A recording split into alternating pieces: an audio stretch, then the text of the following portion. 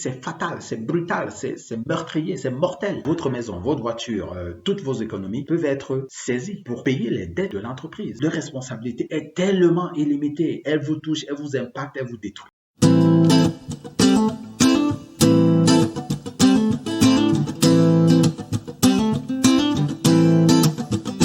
Bonjour et bienvenue à cette vidéo.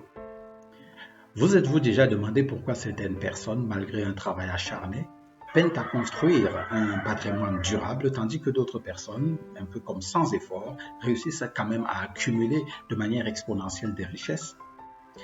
La réponse ne réside pas toujours dans le génie de l'idée de l'affaire qu'il a eue, ni dans la chance, mais souvent dans une compréhension profonde et stratégique de la structure même des affaires. Aujourd'hui, pour éclairer cela, pour avoir une idée claire de ce dont on veut parler, nous allons explorer les principes fondamentaux qui sont fondés dans le livre Own Your Own Corporation de Garrett Sutton. Ce livre n'est pas un simple guide pratique, c'est une véritable déconstruction de la mentalité conventionnelle. Il nous enseigne que les plus riches ne se contentent pas de gagner de l'argent. Il nous montre que les plus riches construisent des forteresses juridiques pour se protéger eux-mêmes, mais aussi protéger leur entreprise et leurs biens. Avec l'aide de ce magnifique livre, bien sûr, dont vous trouverez le PDF, le résumé PDF complet en description, nous allons utiliser pour cela 3 idées maîtresses, 3 concepts transformateurs qu'on va prendre de ce livre. Et ces concepts transformateurs remettent en question la manière dont la plupart des personnes envisagent leur carrière en tant qu'employé ou bien leur carrière en tant qu'entrepreneur ou businessman. Les 3 idées dont nous allons parler aujourd'hui avec l'aide de ce magnifique livre, c'est le changement de paradigme fondamental qui est quitté de la mentalité d'employé à la mentalité de propriétaire de structure. La deuxième chose, c'est le danger mortel, alors vraiment mortel, des structures d'entreprise jugées simples, qui bien sûr exposent vos biens personnels à un risque total. C'est simple, mais le risque est total. C'est ce que nous allons voir dans la vidéo. Et enfin, le pouvoir de la dissociation juridique, le secret séculaire qui permet de limiter le risque tout en maximisant les gains. Eh bien, c'est la raison pour laquelle j'ai choisi le titre « La structure secrète des riches ». Et cette structure secrète, c'est laquelle? C'est ce que nous allons voir dans le 3e point. Mais commençons avec le premier point. La première idée, et peut-être la plus iconoclaste, est un changement radical de perspective. La plupart d'entre nous avons été éduqués pour être des employés avec l'idée qu'il faut être un bon employé, il faut gravir les échelons de l'entreprise et obtenir des promotions. Ça, c'est la vision de père pauvre dans le livre Père riche, Père pauvre que vous voyez s'afficher là. Si vous n'avez pas encore vu cette vidéo, allez la regarder. C'est très intéressant. Une vidéo sur le livre Père riche, Père pauvre de Robert Kiyosaki. Mais dans cette même vidéo, la mentalité de père riche il est toujours dévoilée. Vous pouvez toujours y aller. Et cette mentalité est diamétralement opposée à celle de être un bon employé, gravir les échelons et puis avoir des promotions. Il ne s'agit pas de savoir jusqu'à quelle hauteur vous pouvez grimper dans la hiérarchie de l'entreprise. Il s'agit ici de posséder l'échelle qui permet aux autres de grimper dans la hiérarchie. Posséder sa propre structure, posséder sa propre corporation, posséder sa propre société. Voilà pourquoi le livre s'intitule Own Your Own Corporation. Posséder donc sa propre structure n'est pas une question d'ego, c'est une manœuvre stratégique essentielle.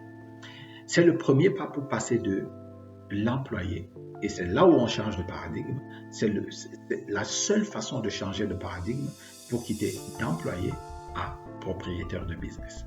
Alors, mais pourquoi est-ce que cela est crucial, ce changement de paradigme? Le livre donne principalement 2 raisons. Et ce ne sont pas les seules raisons, mais c'est 2 raisons fondamentales qu'on va regarder, dont on va parler dans ce livre, dans cette vidéo-ci.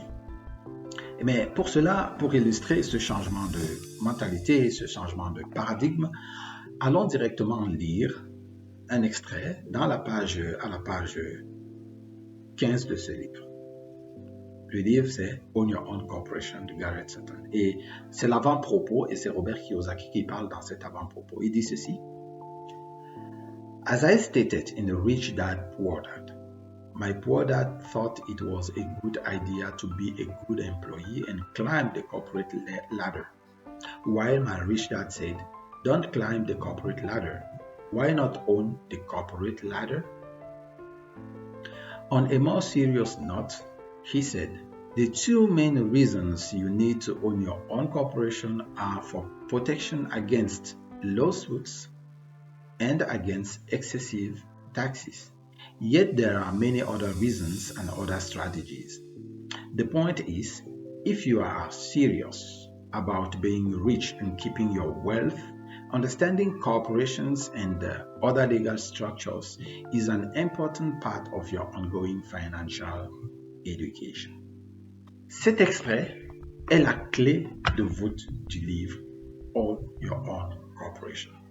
Remarquez ces deux piliers. Premièrement, la protection contre les poursuites judiciaires dont parle le Rich Dad à Robert Kiyosaki, et deuxièmement, la protection contre la taxation excessive. Parce que beaucoup de gens ne savent pas, mais les employés sont les personnes les plus taxées du système de taxes. Donc, ce n'est pas seulement une question de revenus, mais surtout une question de conservation du patrimoine. En possédant une structure, vous changez les règles du jeu. Les règles du jeu sont différentes. Vous n'êtes plus un pion dans l'échiquier financier, mais vous devenez le joueur actif du jeu. Vous n'êtes plus une personne qui essaye de graver les échelles, vous êtes la personne qui possède les échelles et qui demande aux autres de gravir ces échelles. Et ça, c'est un changement de paradigme extrêmement important qu'il faut. Ça, c'était le premier point. Maintenant que nous avons compris le pourquoi, explorons le comment faire. La deuxième idée est une mise en garde sévère contre une erreur que commettent des millions d'entrepreneurs. Optez pour la facilité en créant une entreprise individuelle. Alors, c'est quoi une entreprise individuelle dans le jargon camerounais? C'est des établissements. Établissement Miami Fils, établissement peinture de votre maison, établissement électricité rapide, établissement ceci, établissement cela. Le livre qualifie cette structure-là, cette forme juridique-là, de mauvaise entité, bad entities. Pourquoi est-ce que c'est mauvais? Eh bien, à cause d'un concept juridique terrifiant qui s'appelle la responsabilité illimitée. Cela signifie qu'il n'y a aucune distinction légale entre vous qui possédez l'entreprise et votre entreprise. Il n'y a aucune distinction entre vous qui possédez établissement Mayem et Fils et vous, Monsieur Mayem. Il n'y a aucune différence. Si votre entreprise est poursuivie ou si elle fait faillite, vos biens personnels, votre maison, votre voiture, toutes vos économies peuvent être saisis pour payer les dettes de l'entreprise, alors que c'est l'entreprise qui a souscrit à ces dettes. Donc, vous risquez de tout perdre et pas seulement votre investissement initial. Le livre illustre donc ici le danger, un danger très grave. Et l'image ou bien l'exemple que le livre donne, c'est l'exemple d'un certain Johnny. Johnny, c'est un magnifique plombier, un excellent plombier, mais il était très peu averti sur les histoires juridiques, sur le plan juridique qu'il devait. Et il a donc recruté un ancien repris de justice qui était libéré de prison. Il fallait, bon, le système américain est un peu bizarre, mais il a recruté un excellent plombier lui aussi. Seulement, il a envoyé faire dans une maison exécuter des travaux et puis ce dernier, ses démons du passé l'ont rattrapé. Il a commis une exaction dans cette maison. La société de Johnny, établissement Johnny, a été poursuivie en justice et sommée de payer 10 millions de dollars. Et là, laissez-moi vous lire le passage qui résume la conclusion de l'affaire à la page 27 de ce livre. Johnny was wiped out. As a sole proprietor, he was completely and personally responsible for every claim the business incurred. And he had attorneys with a one-third contingent interest in the collection of $10 million after him. Johnny lost his house, his savings, and his family. The stress of it all resulted in his wife divorcing him, obtaining custody of the children, and moving away. Johnny declared bankruptcy. He ended up a broken man, despising lawyers and our legal system all the more. Quelle triste fin pour Johnny. Le message est brutal, mais essentiel. L'erreur de Johnny, ce n'était pas d'être mauvais plombier, ni son erreur, ce n'était pas d'avoir recruté un repris de justice que la société voulait remettre en activité dans la justice. Non, ce n'était pas ça l'erreur. L'erreur, c'était de n'avoir pas créé un bouclier juridique entre lui et son activité. Et en utilisant donc la mauvaise entité, donc un établissement, il a mis en jeu non seulement son entreprise, mais toute sa vie. Vous avez vu, sa femme est partie, elle a gagné les enfants. Maintenant, il fuit les avocats, il fuit le système juridique. Il est en faillite. Une société à responsabilité limitée aurait absorbé le choc, protégeant ainsi les actifs personnels de Johnny. Une leçon que tout entrepreneur, petit ou grand, doit impérativement comprendre. Cela nous amène logiquement à notre troisième et dernière idée, la solution. Si les structures simples, donc établissements, sont un piège, alors quelle est l'alternative? Le concept ici, c'est la responsabilité limitée. Cette responsabilité limitée, offerte par les bonnes entités, comme le dit Garrett Sutton dans son livre, Good Entities, ce sont les SARL, Sociétés à responsabilité limitée, les SA, et etc., etc. Il faut bien comprendre que ce principe n'est pas nouveau. Les SARL, les SA et tout, c'est pas nouveau. Le livre nous explique que ça fait très longtemps que ce principe existe, il y a plus de 500 ans. En fait, ces entités juridiques sont nées pour encourager la prise de risque économique et comme ça, la coopération était utilisée c'était une société indépendante qui séparait la personne morale de la personne individuelle, des propriétaires du business parce que il fallait prendre des risques sans que le propriétaire sente que s'il loupe, il a tout perdu. La personne morale que vous créez, donc cette entité juridique, peut posséder des biens, signer des contrats, être poursuivie en justice. Si l'entreprise échoue, c'est elle qui fait faillite et pas vous. Votre perte se limite donc à votre investissement que vous avez mis dans l'entreprise et rien de plus. Vos maisons et tout ça, c'est protégé et c'est ça qu'on appelle le voile corporatif, la responsabilité limitée. Pour comprendre ce concept abstrait de façon claire, le livre cite un exemple, et c'est justement au XVIe siècle, donc dans les années 1500. Il cite deux investisseurs. Un qui a décidé, il s'appelle Richard Starkey, qui a décidé d'ouvrir une corporation, et un autre qui a refusé, il a préféré un établissement, il s'appelait Mr. John Forbes. Les deux, chacun a pris une route, et puis écoutez attentivement ce qui s'est déroulé par la suite. As Sir Richard Starkey's luck will have it, the English rose did well on each side of the Atlantic and provided a huge return to its investors.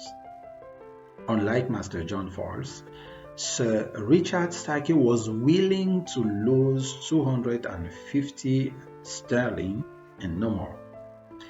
By using a corporation instead of a partnership, he was able to establish his downside risk while allowing his upside advantage to be unlimited. Voilà l'essence même de la stratégie des riches. Sir Richard Starkey n'a pas éliminé le risque. Il l'a quantifié et limité.